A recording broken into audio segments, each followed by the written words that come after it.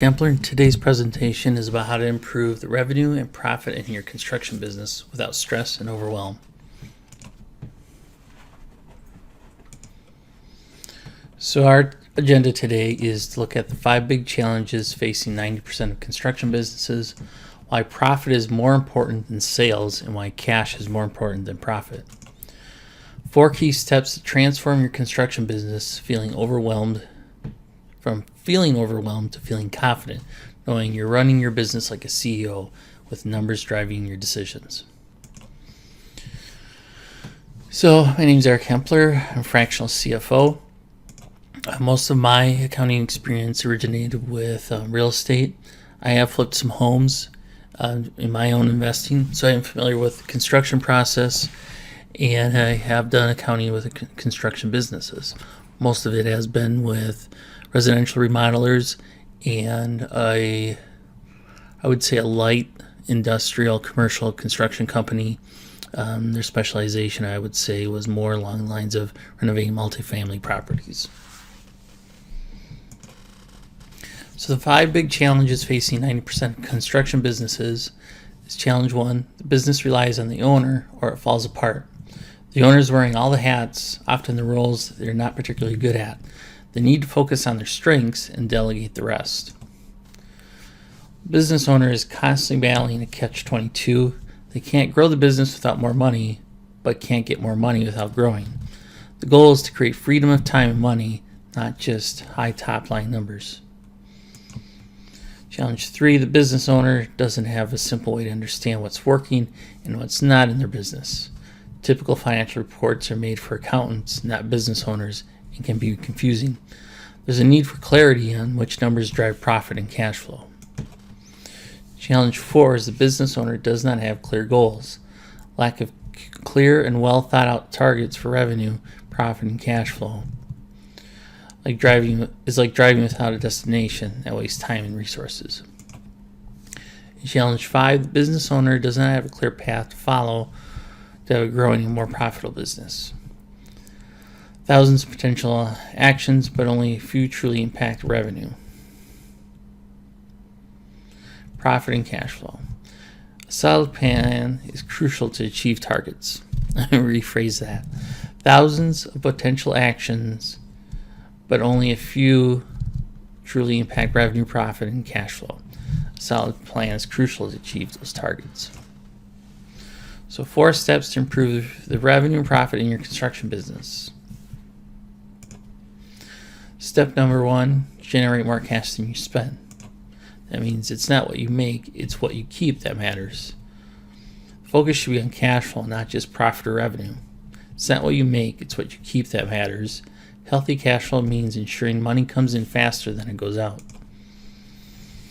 Every business owner must focus on generating more cash from their business, not revenue and not profit. This is a paradigm shift that big companies have already figured out, but they aren't sharing it with us. You generate more cash by ensuring that the cash is flowing in your business faster than it's going out. And that's not what traditional accounting reports show you. The traditional income has sales less expenses. This equals profit. But that doesn't tell the whole story. Once you make profit, you still must pay your income taxes. You have to account for uncollected revenue. You have to account for owners' withdrawals that take cash out of the business and don't show up in the income statement. And you have to account for paying off debt and buying assets such as inventory, equipment, and supplies. Those things take cash, so it doesn't matter how much you make, it matters how much you keep. Again, every business owner must focus on generating more cash from their business, not revenue and not profit. All the answers are in your numbers, yet most business owners aren't looking at the right numbers. Yes, you have an accountant or bookkeeper, but they're paid to tell you what happened in the past and file your taxes. They're not equipped to help you find the numbers that drive your profit or tell you what to do to move the needle. You need to focus on just a few key numbers. Then you'll start to understand which numbers are preventing profit and cash. And then all the key numbers to pay attention to are in your financial reports. That's what makes them so confusing. One of those key items is revenue drivers, which is leads, conversion rate, retention rate, purchase frequency rate, average purchase value. In construction, your leads are critical. We want to know what your conversion rate is of those leads. And we also want to know of those sales, how many do you retain. Some customers might not be, your frequency rate may not be real high because customers may not be returning, but we still want to have key numbers on leads, conversion rate, and retention, and the average purchase of value.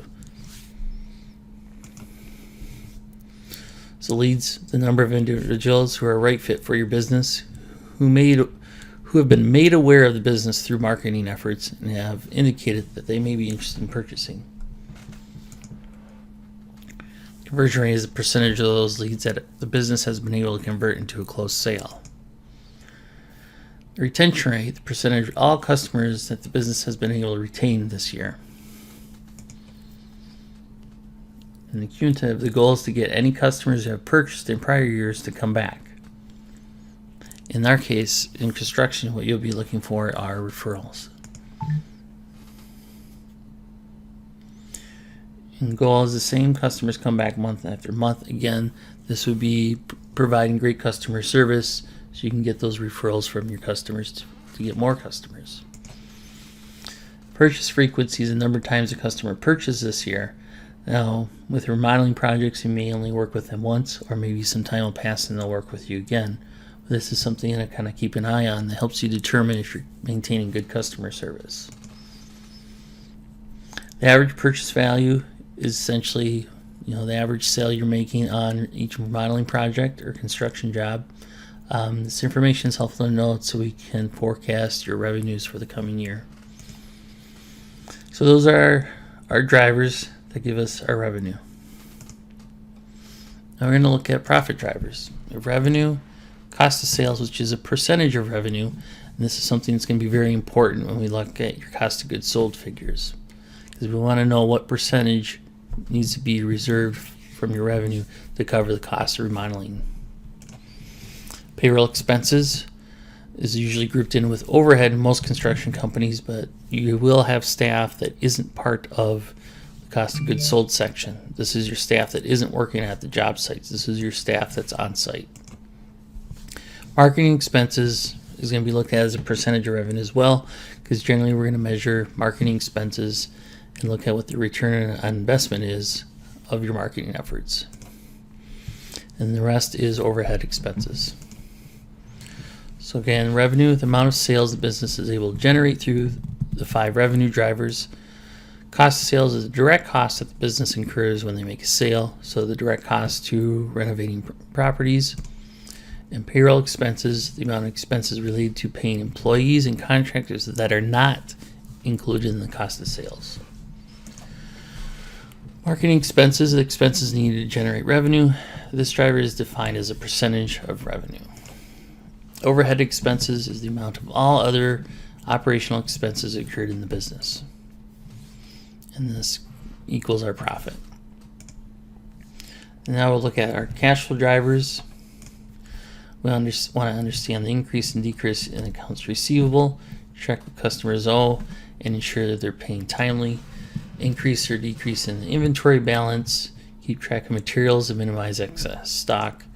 Purchase of sales of assets, optimize the use of sale of equipment. Increase or decrease of debt, use debt wisely and avoid unnecessary borrowing.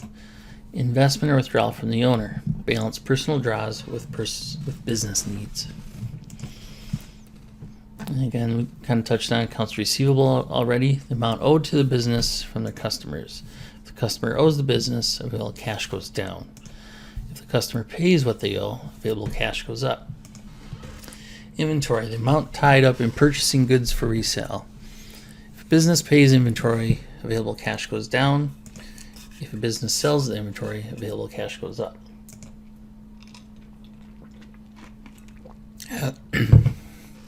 Assets, the amount of tangible and intangible items that the business either buys or sells. If a business buys an asset, available cash goes down. If business sells an asset, the available cash goes up. Debt, the amount of cash borrowed for use in the business. If business pays down debt, available cash goes down. If business uses debt, available cash goes up. Owner investment withdrawal, the amount of cash that the owner puts in or takes out of the business. If the owner withdraws cash, available cash goes down. If the business owner invests cash, available cash goes up. And those are our cash flow drivers to give us our cash flow. And the next step is going to create targets for profit and cash flow. According to the SBA, 50% of all businesses never see their 5th birthday. And it all boils down to the fact that they ran out of cash. However, there is a predictable way to prevent failure. In the first step, we know to make cash flow your number one focus, not sales and not profit. We also know which numbers to focus on in our 15 drivers.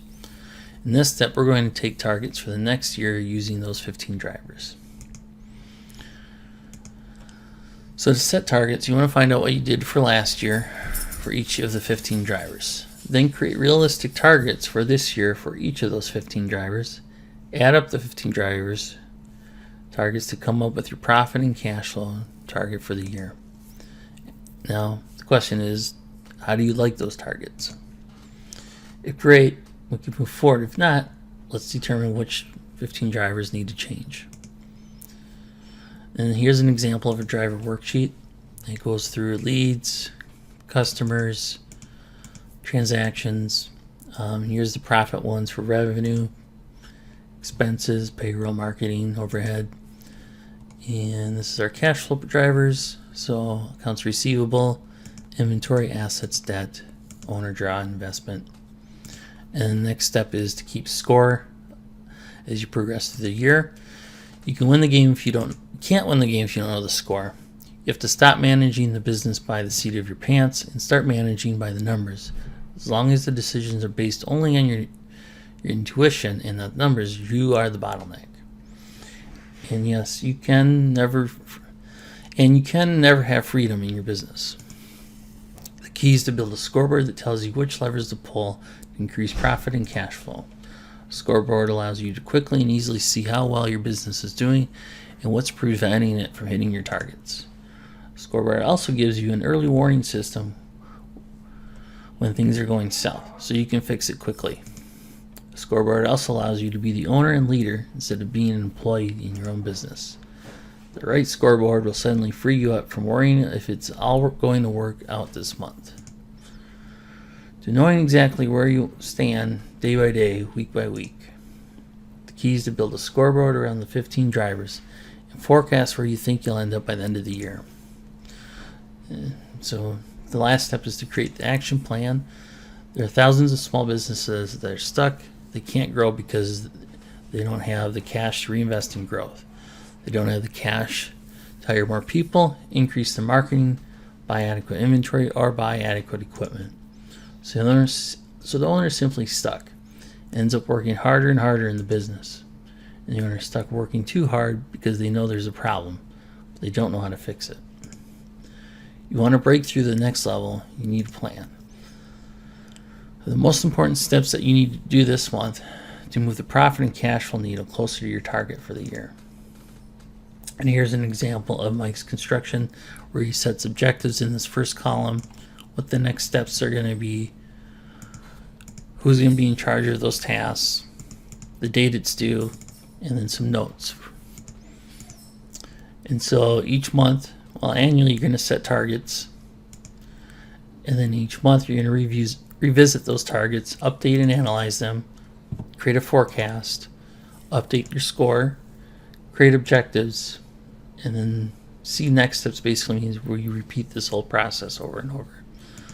So this creates our revenue drivers, profit drivers, and our cash flow drivers. So your takeaway is there's a predictable way to grow profit and cash flow. This will enable you to make more money in less time with less stress. Profit and cash flow growth is inevitable when you understand how to move the right numbers. So the next steps would be to get familiar with your drivers, set targets for this year based on last year's data, track progress in your scoreboard, consider a right fit call with us to personalize help. For further assistance or schedule a consultation, visit us at